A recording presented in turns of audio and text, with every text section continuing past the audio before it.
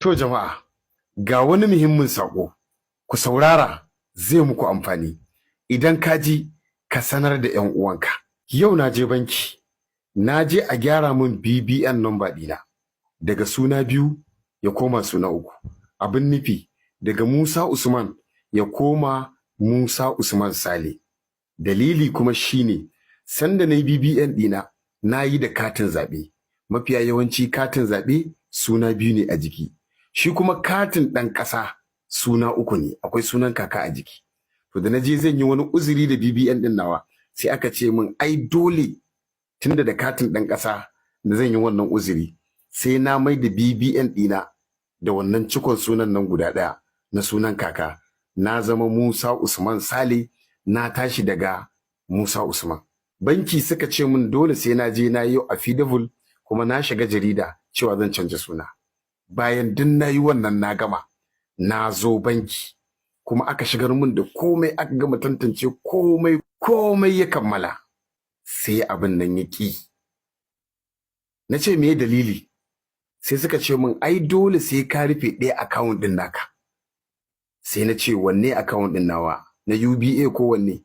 Sai aka ce a'a ɗaya account ɗin naka na GT Bank.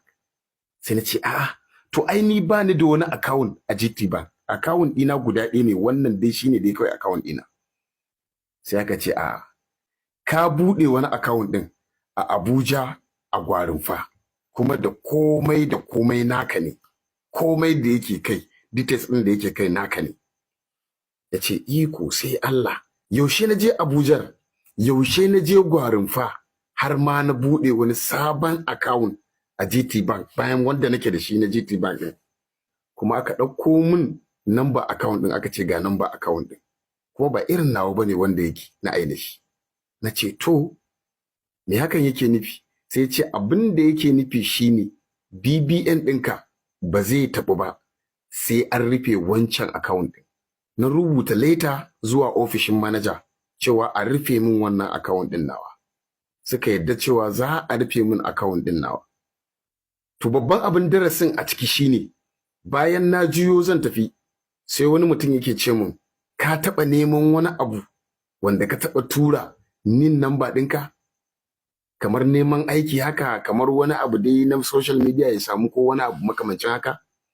Na ce gaskiya ba lalle a ce ban taɓa yi ba. Duk inda muka ji za a samu muka ɗan leƙawa, mu ɗan leƙa inda za mu sa hannu mu sa hannu. Sai ce to a garin wannan sa hannun lalle wani ya yi amfani da nin ɗinka. So Allah ya taimake ka ma tunda ka zo banki, kuma gashi Allah ya sa an yi sa'a bai sa kuɗi a ciki ba, za a dakatar da account ɗin. Idan da a ce a cikin gingiman ɓarayin Najeriya ne wani ya ɗauki details ɗinka yake so ya cire wasu kuɗi, zai je ya sa su a kai kuma ya cire, kai ya barka a masifa. Sai ya ce me aikinka? Na ce masa ni ɗan social media ne, influencer, sannan kuma ni sound engineer ne.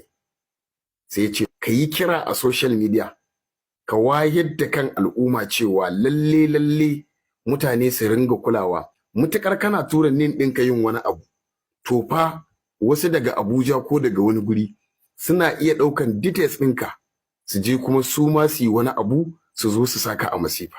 Kun san dai maganar harkar bandits ɗin nan, maganar tura kuɗaɗe irin na fansa da waye. Kada wani ya je ɗauki details ɗinka ya je abin da bai dace ba. Ubangiji Allah ya sa mu dace.